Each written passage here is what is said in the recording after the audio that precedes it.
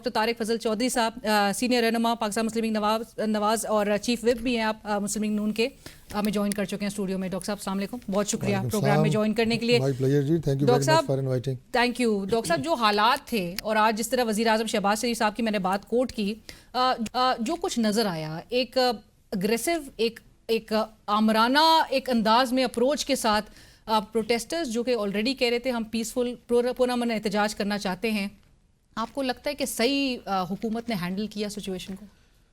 देखिए, पहली बात तो ये है कि जो ये एहतजाज था पाकिस्तान तहरीक इंसाफ का, इसके साथ से ये पीसफुल वाला लफ्ज़ जो है ना ये हटा दिया करें, क्योंकि हमेशा वो शुरू इसी से करते हैं पुरअमन एहतजाज। लेकिन ये अच्छा हुआ कि हमारे इस्लामाबाद के रेजिडेंट्स ने भी देख लिया कि किस तरह का क्राउड जो है वो एक पुरअमन एहतजाज की आड़ में इस्लामाबाद में दाखिल हुआ। पुरतशद्दुद दाखिल होने से पहले 3 बेगुनाह हमारे जो रेंजर्स के जवान थे उनकी शहादतें, 2 पुलिस वाले उनकी शहादतें, तोड़ फोड़ जहाँ जहाँ वो गए। और उसके साथ साथ ब्लू एरिया में आपके जितने मीडिया हाउसेस थे, जितने आपके चैनल्स के दफातर थे, सब पे हमले।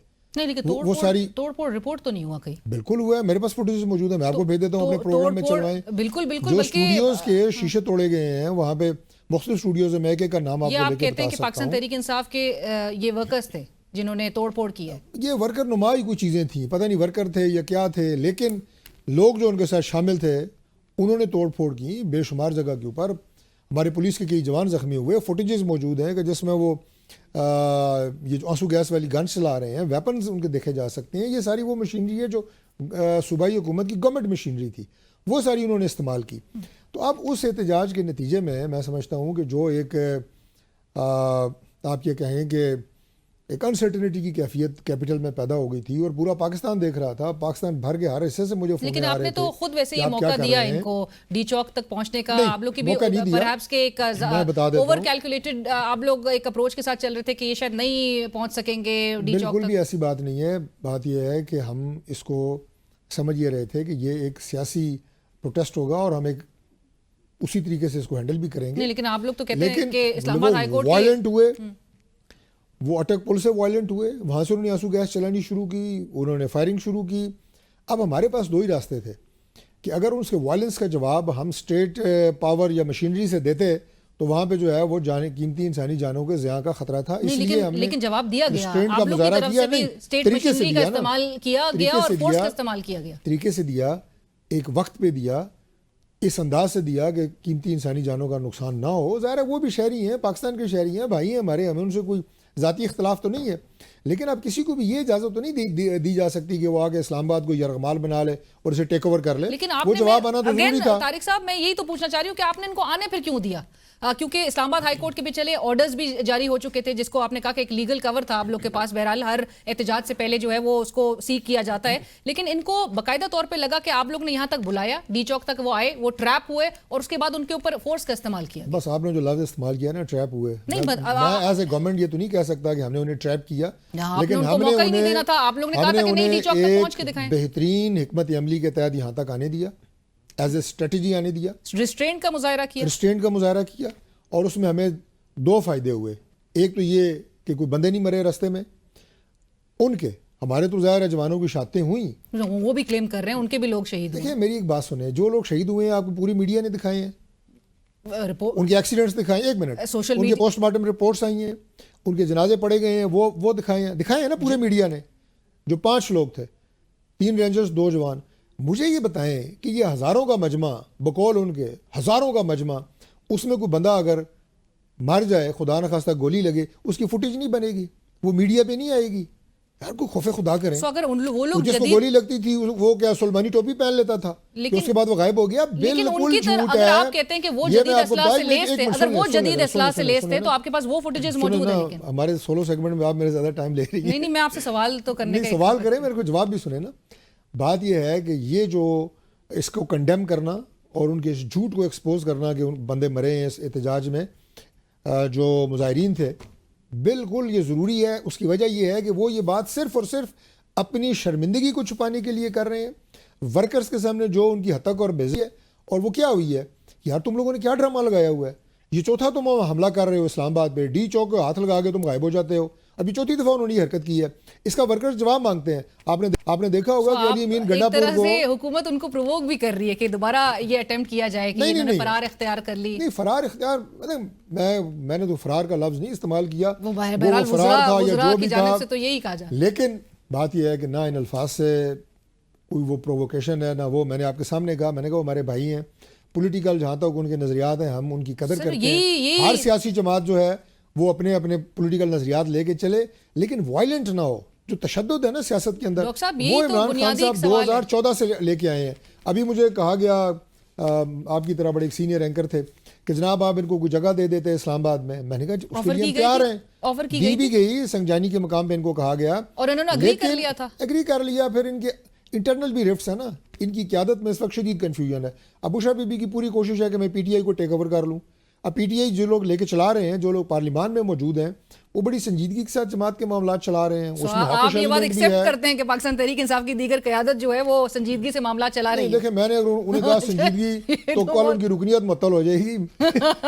میرے کہنے کا مطلب یہ ہے کہ سین وائسز ہر پارٹی میں ہوتی ہیں, پی ٹی آئی میں بھی ہیں. So you do admit. اور لیکن بشرا بی بی آپ کہہ رہے ہیں کہ آگے اگر آنے دیں, ان کا جو ہاکش ایلیمنٹ ہے, جو نعرے لگانے والا, گالیاں دینے والا, مارو جلاؤ گھراؤ, اس کی پذیرائی زیادہ ہے پارٹی میں. یہ تو ایک آپ یہ کہیں کہ فیکٹ ہے. پر ڈاکٹر صاحب, استدعا یہی کی جاتی ہے کہ ریاست ہمیشہ ایک ماں جیسا بیہیویئر رکھتی ہے اپنے شہریوں کے ساتھ, اور وہ کبھی فورس کا استعمال کرنے کی طرف نہیں آتی. میں ایک چھوٹی سی کلپ ہے جو کہ انٹرنیشنل میڈیا کس طرح سے کور کر رہا تھا, اگر آپ کی اجازت سے میں. بچے کو سدھارنا ہو تو ماں کبھی کبھی کوٹ بھی لگاتی ہے, نہیں لگاتی مطلب اس طرح سدھارنے کے لیے, اس طرح سے نہیں. پھر تو یہی تو میں کہہ رہا ہوں, یہ تو جھوٹا پروپیگنڈا ہے بھائی. انہیں آنے دیا گیا, انہیں تسلی سے پرامن طریقے سے آنے دیا گیا, لیکن پھر انہیں سمجھایا گیا کہ یہ راستہ کلیئر ہونا ہے اور کرانا ہے. اور آئی اپریشیٹ, ویسے بہت ایک بڑی کراؤڈ تھی جو اپریشیٹ جب انہیں یہ بات سمجھائی گئی کہ صبح اسلام آباد کو ہر صورت میں ہم نے کھولنا ہے. کیسے سمجھائی نا, طریقے ہوتے ہیں نا اس کے, سارے میں آپ کے چینل پہ تو نہیں بتا سکتا. مطلب اتنے جلدی کیسے ڈسپرس کیا؟ سمجھ گئے. شکر ہے کہ وہ ہمیں کوئی زیادہ یوز آف فورس نہیں کرنا پڑا. ان کے لیڈر یہ بات سمجھ گئے کہ کسی حد تک تو آپ نے فورس کا استعمال کیا ہے, بزنس, اور صبح اسلام آباد ہم نے کھولنا ہے. اس پہ اکثر لوگ تو ویسے ہی چلے گئے, کچھ پہلے ہی چلے گئے تھے, کچھ راستے سے واپس ہو گئے تھے, پھر وہ تھکے آئے یہاں پہ 2 دن کے جاگے ہوئے, نہ ان کے یہاں پہ کچھ کھانے کا نہ پینے کا. گنڈاپور صاحب کہہ رہے ہیں کہ احتجاج تو ابھی اوور ہوا نہیں ہے, یہ احتجاج تو جاری ہے. کریں اپنا منصیرہ میں کریں, پشاور میں کریں. آپ جیسا وتیرہ اگر وہ اڈاپٹ کرنے کی طرف آ گئے تو پھر بنگلہ دیش جیسا حال ہوگا, اور آپ لوگ کو پھر بھاگنے کی بھی جگہ نہیں ہوگی. وہ تو شروع سے ہی کہہ رہے ہیں بنگلہ دیش ماڈل اور فلانا ماڈل.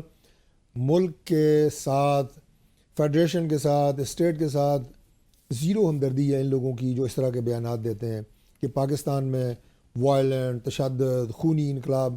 پاکستان کے معذرت سے میں صرف ایک جملہ کہوں گا, ورنہ اس پہ بات اگر میں کروں تو ہر گھر کے اندر ویپن ہے. یہ ہمارا سوسائٹی کے اندر انفارچونیٹ بات ہے. یہاں پہ بنگلہ دیش ماڈل اور اس طرح کی چیزیں, اللہ معاف کرے, کوئی کسی کا گھر نہیں بچتا, کسی کا کاروبار نہیں بچتا, کسی کی املاک نہیں بچتی. یہ بات کرنا ظلم ہے اس ملک کے ساتھ, اس سسٹم کے ساتھ, اس سوسائٹی کے ساتھ. گنڈاپور صاحب کیا سمجھتے ہیں؟ گورنمنٹ ایز ویل ڈاکٹر صاحب کہ موجودہ حکومت اگر اتنی اکنامک اپرچونٹیز, آج وزیر اعظم شہباز شریف صاحب جس طرح کہہ رہے تھے کہ کاروبار بند رہا, معیشت بند رہی, دکانیں بند رہی, انٹرنیٹ بند رکھا آپ نے, ہر چیز آپ نے بلاکٹس کریٹ کر دی, تو یہ ناکامی تو حکومت ہی کی بہرحال نظر آ رہی ہے. آپ لوگ کو تو ڈسٹرپٹ نہیں کرنی تھی لوگوں کی. نہیں دیکھیں, بات یہ ہے کہ اسلام آباد میں جو ریزیڈنٹس ہیں ان کی جان و مال کا تحفظ جو ہے یہ بڑا ضروری تھا, اور ہم نے اقدامات لینے تھے.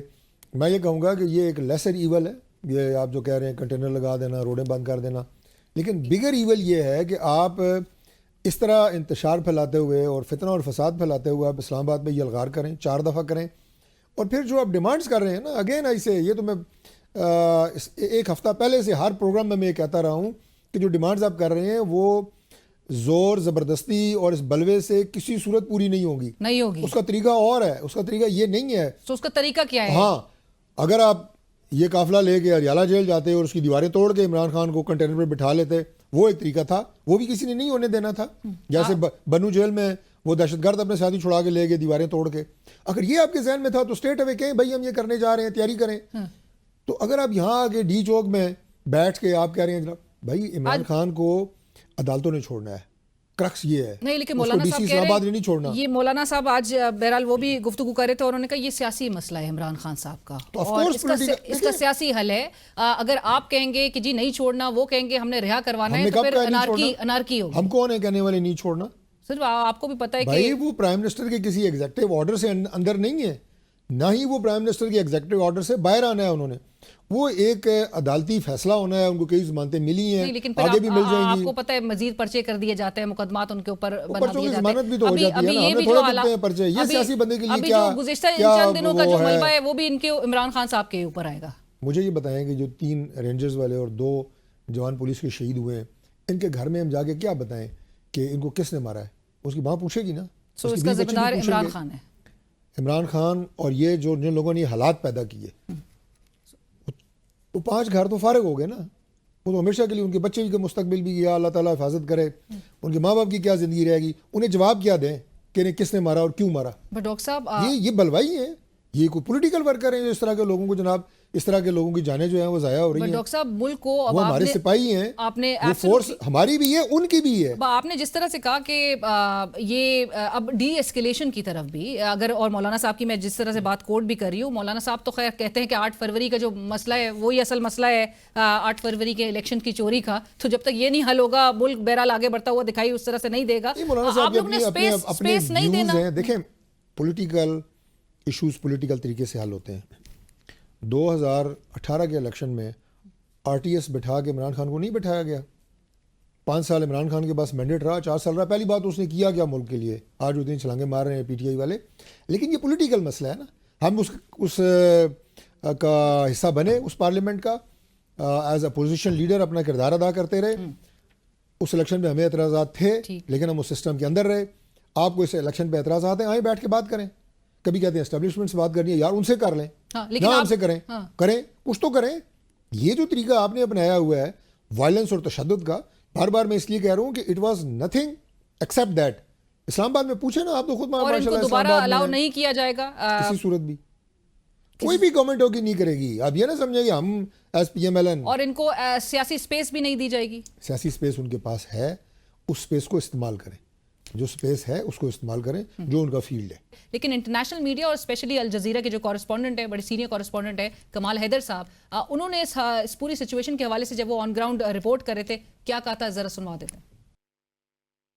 اور یہ تھے کمال حیدر صاحب. طارق صاحب بس بریفلی میں چاہوں گی and then I know that you have to leave as well. وہ کہتے ہیں آٹومیٹک فائر، یہ لائیو اسالٹ رائفلز، یہ تمام استعمال کی گئی تھیں ہمارے اسٹیٹ کی طرف سے. میں آپ کو فوٹیجز بھیجتا ہوں کہ جو مظاہرین کے پاس گنز تھیں، وہ فوٹیج بھی بھیجتا ہوں آپ کو. اور میں وہ فوٹیج بھی بھیجتا ہوں کہ جس میں ان کے پاس آنسو گیس چلانے والی گنز تھیں جو کسی سویلین کے پاس نہیں ہے. میں بچپن سے شکاری ہوں اور میرے پاس اچھی کلیکشن ہے ویپنز کی. میں نے کبھی وہ ہاتھ میں بھی اٹھا کے نہیں دیکھی. آنسو گیس چلانے والی گن وہ سویلینز کے پاس ہوتی ہی نہیں ہے. وہ ٹوٹل جو ہے آپ پریکیور کرتے ہیں گورنمنٹ اس کے لیے، اور وہ ان کی گورنمنٹ مشینری ان کے ساتھ تھی. طارق صاحب آخر میں صرف یہ بھی بتا دیجئے، علی امین گنڈاپور صاحب ایک صوبے کے چیف ایگزیکٹو ہیں، وہ کہہ رہے ہیں ان کو ابڈکشن، ان کی اساسینیشن کے اٹیمپٹس ان پہ کیے گئے، ان کو اغوا کرنے کی کوشش کی گئی. وہ بڑے قابل احترام ہیں ایز چیف منسٹر. اس سلاٹ کا ہمیں بڑا احترام ہے، اور اسی احترام کی وجہ سے میں آخری بات آج کے اس پروگرام میں آپ کو کر رہا ہوں، ان کو گرفتار نہیں کیا گیا. رائٹ، بہت شکریہ for joining us. Doctor Tariq صاحب اس وقت ہمیں پروگرام میں جوائن کر رہے تھے، اور اسی کے ساتھ ہی بڑھیں گے ایک بریک کی طرف.